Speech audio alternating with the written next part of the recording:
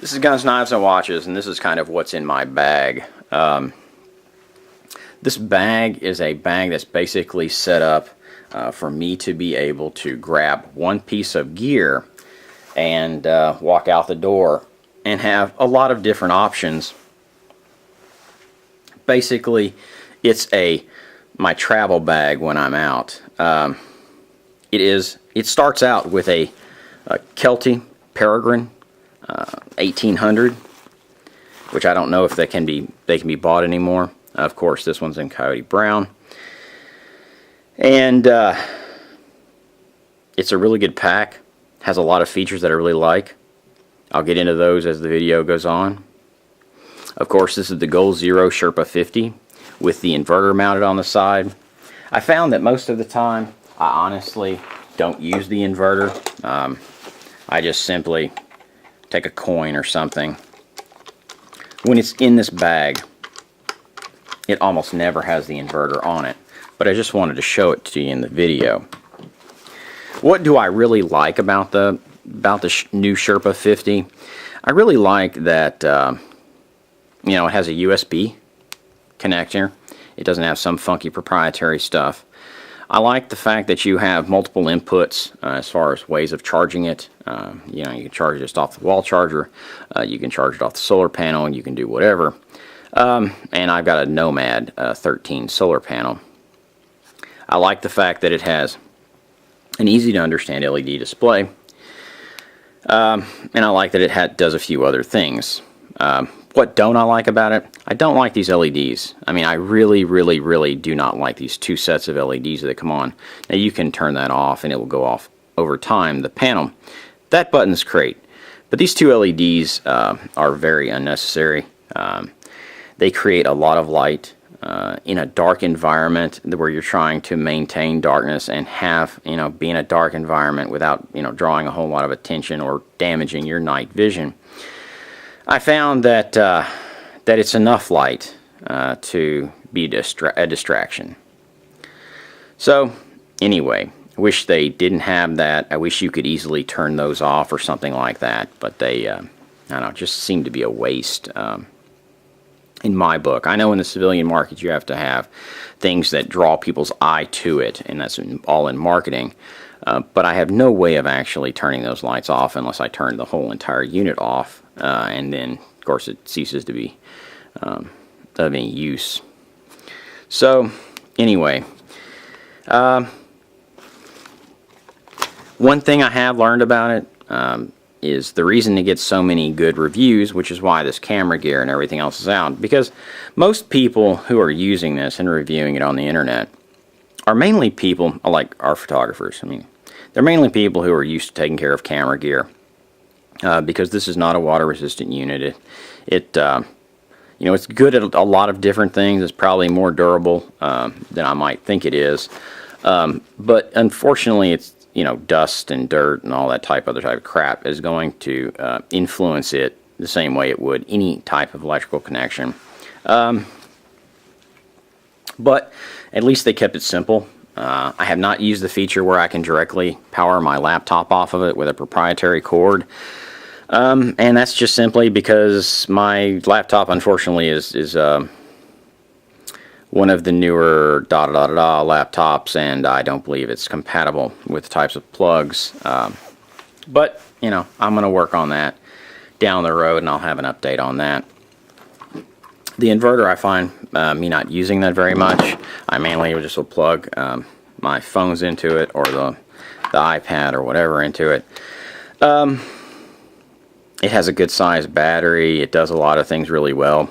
But the inverter allows me to charge directly my camera battery, because my camera battery actually has the thing that I despise. It has a rechargeable battery in it that is not a traditional, so I have this easy to use charger from Nikon. But all in all, the Nomad's been a good piece of equipment. I mean, it hasn't failed on me, and I'm very hard on equipment. That's why I have a Nikon camera. That's why this, that, or the other. I found that you know, cameras on cell phones are so damn good nowadays, and I've been very happy with my iPad cell phone, my 5C, and it's a pretty durable case, by the way. I know I'm going over a lot of shit. I'm throwing a lot of things at you. That, you know, I needed to upgrade my camera, so eventually I did that instead of just a standard point and shoot. I'm happy with this Nikon 5200. Of course, it's a polycarbonate case as opposed to the higher end Nikons, but it does a lot of things really well, and it's very light, and I'm very happy with that. Of course, it came with a zoom lens and but not a bad setup. And the Sherpa 50 works with that rather well, and works with my other devices. But just always remember that you need to take as good a care of this as you would this. That's pretty much all I have to say about the whole system. I'm happy with it. It does what it's supposed to do. Is it as high of quality as some of the ones of the DoD requisition? No. Is it better than some of the ones they have in the past? Yeah. And it's not going to be this one-size-fits-all type setup. It's actually just, you know, it just gets the job done. And that's really all you can say about it. Wouldn't go into hell with it, but I wouldn't be afraid of having it in a car type environment. I wouldn't be afraid of having it in a pack type environment. Of course, my car is a very dirty thing when we're on vacation. You know, operating in packs, it works really well. One thing about in the pack, if you're using this inverter, be aware that it has to have ventilation.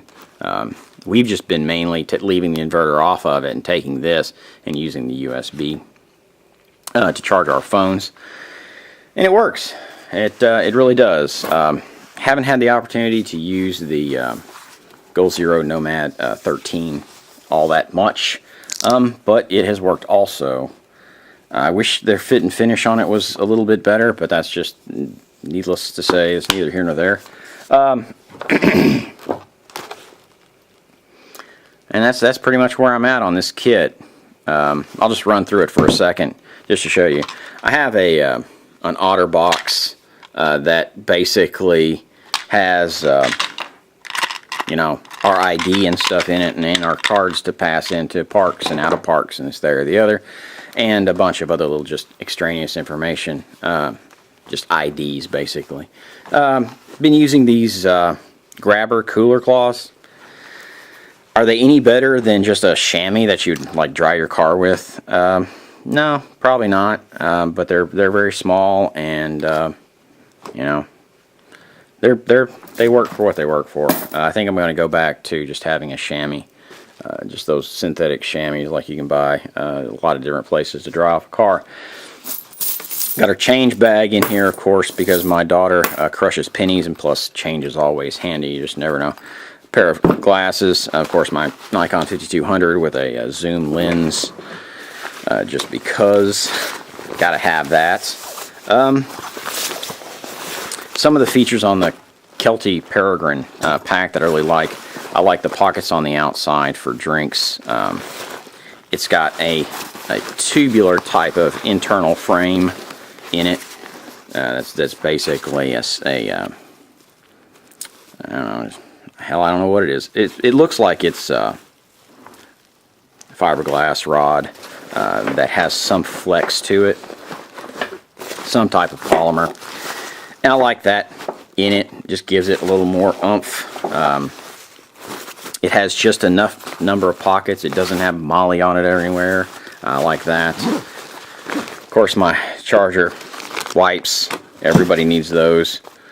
Some napkins that we were going to throw, normally would be thrown away. A lens pen for cleaning my lenses. Oral IV, which is handy when you get out in an environment where you, of course, AA batteries. I don't know why I carry those anymore. It's just habit.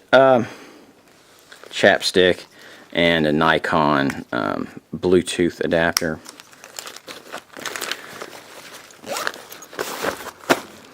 On the outside of the bag, of course, I've got just more napkins. I mean, you'd be amazed how many napkins you will accumulate if you just don't throw them away when you go out to eat.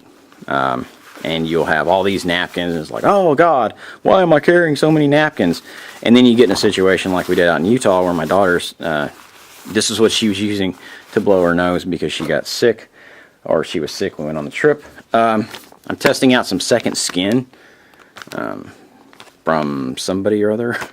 I have no idea who right now. Of course, a straw, you know, I didn't throw that away. Somebody picked it up.